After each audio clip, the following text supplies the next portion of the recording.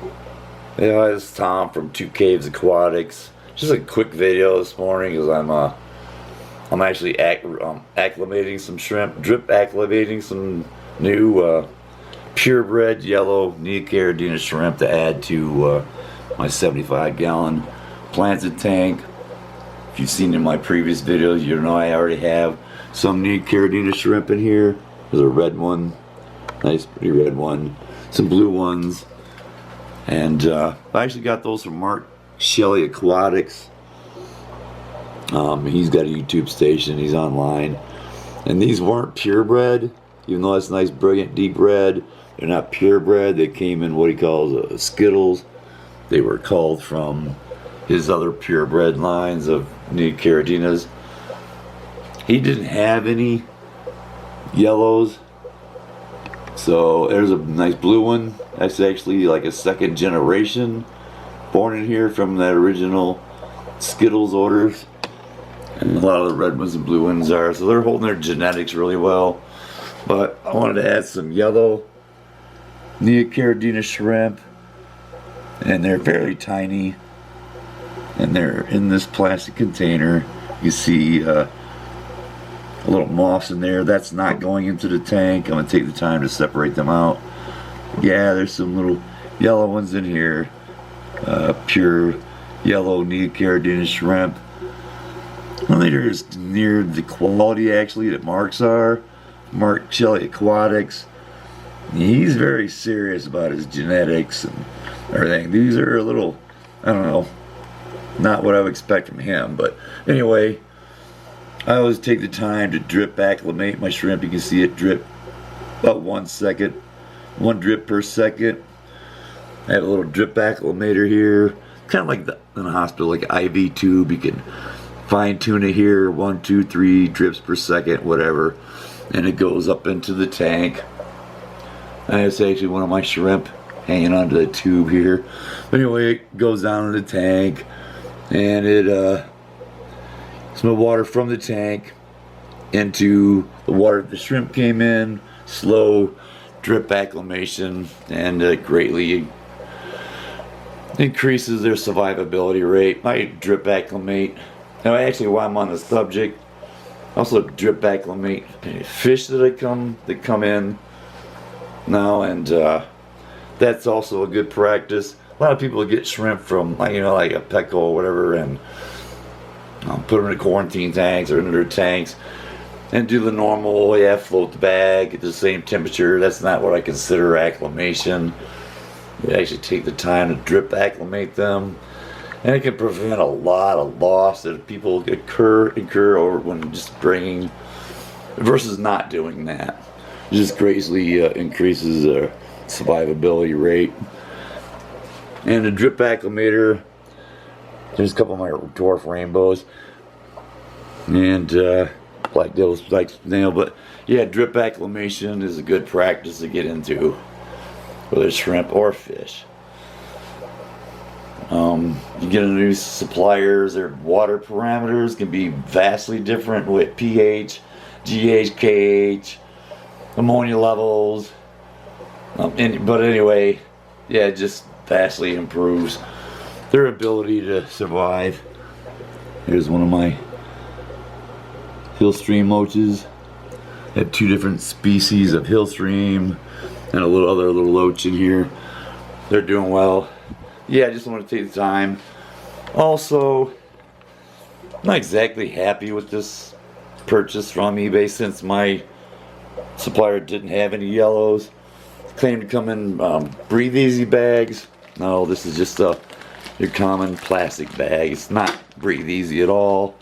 The water leaked into this, and I've never gotten shrimp this way. This yellow manila envelope. Yeah, the bag was leaking in it. But anyway, I contacted the seller, and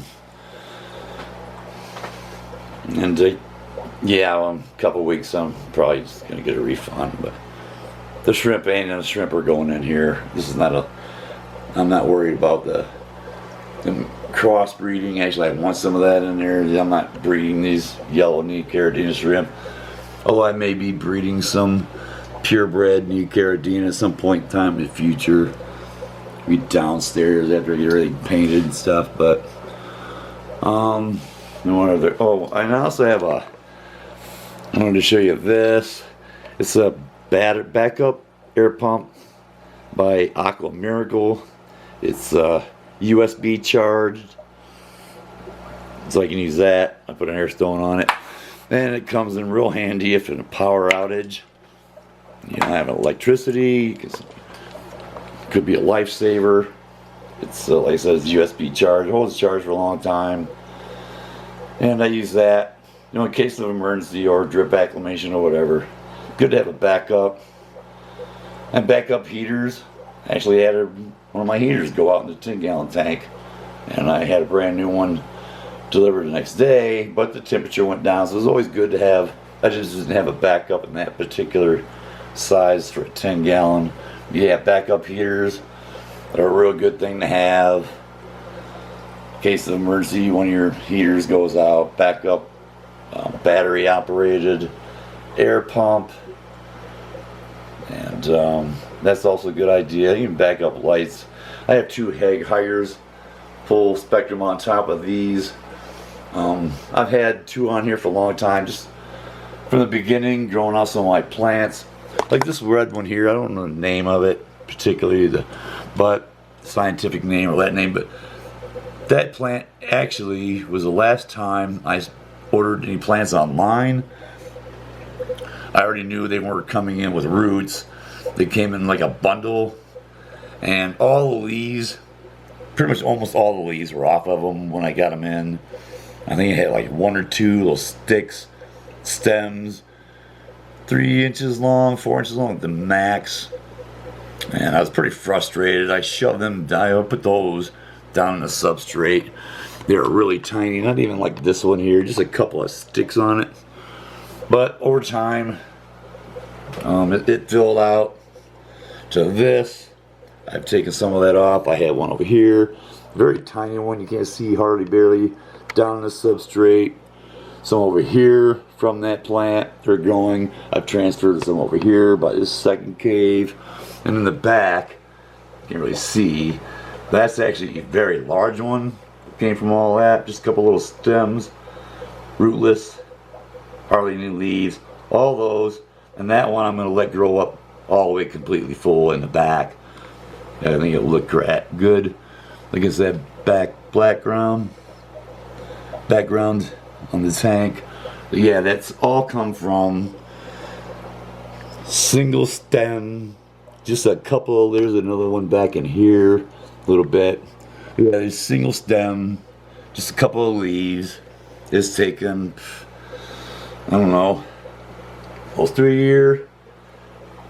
And none of these plants came in the course of these size. Like these Kabama magentas, they also came in, no roots. Just a couple of stem plants, but I've peeled holes out, retransplanted them.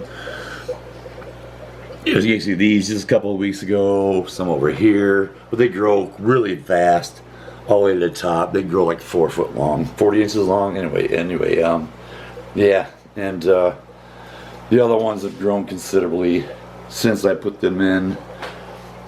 So it took a long time for these plants to fill in.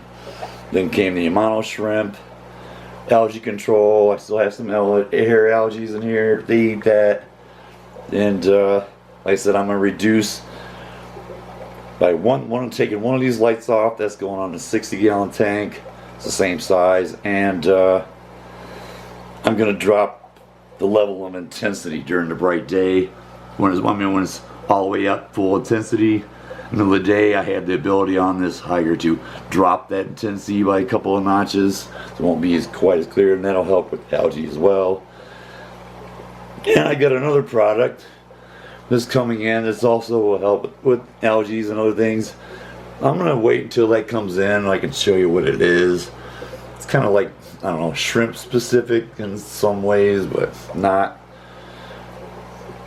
I actually learned about that and Bacter AE and some other things from a guy on YouTube named Mark's Shrimps. But yeah, he's good when it comes to shrimp. Speaking of shrimp, I checked with Shrimpy Business. They didn't have any yellow ones either, but they are having like an early Black Friday sale, like 25% off store wide. I got my Black Devil spike snails from them, and they're not always easy to find. Black Devil spike snails. Actually, I've looked here last couple of days. I can't find them anywhere online. Everybody's out of them. I'm gonna look again here soon because I want some more. For this tank, a few more. Some for my 20-gallon high, some for my 10, and some for my 60 when I set it up. They've given live birth in here. There's that big chunky pond snail, is a favorite of mine, back here on one of the Valison area. And another thing, I'm going to trim back some of this Valison area. It spreads by runners, but I do allow it to grow really tall and long. It'll actually grow all the way up 2 feet here, and then all the way over to the side of the tank. And it loses some of its colors, but it pulls a lot of stuff out of this aquarium here. And it's kind of like a, I don't know, it's like a seaweed effect. You can see it flowing. I have a lot of good water flow, and I can tell because all my plants, there's a little bit of a motion in them. All the leaves, you can see that motion in there. So I got good water flow. But yeah, I just want to make a quick video about that.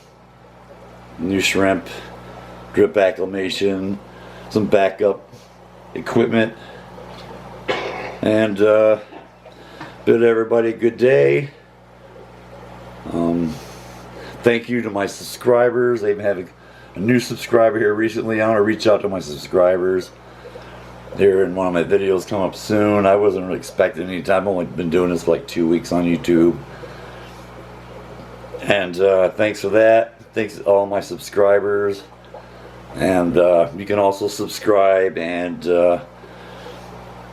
like on my videos, although I don't have the little subscribe down here on my videos. I tried that actually with a little Guy Fawkes character, but it didn't work out well. Also, you'll see my rings sometimes in some of the videos. And yeah, I got some skulls, a Grim Reaper. I'll tell you a story behind that. Guy Fawkes. I have some over here. No, I don't know. Gold skull, and a little, this one here, I don't know. But yeah, it's a pentagram, but yeah, I'm not a Satanist. I'm not a devil worshiper. It just rings. So yeah, anyway, I listen to a lot of metal. But anyway, yeah, I'm not a practicing devil worshiper or have anything against people that, whatever. Anyway, yeah, there's that. Somebody mentioned my rings in one of my videos in a comment, but have a great day. I got a lot of other stuff going on. Like I said, I wasn't really planning on this, but as long as I'm drip acclimating and whatnot, I thought I'd drop a quick one. But have a great day.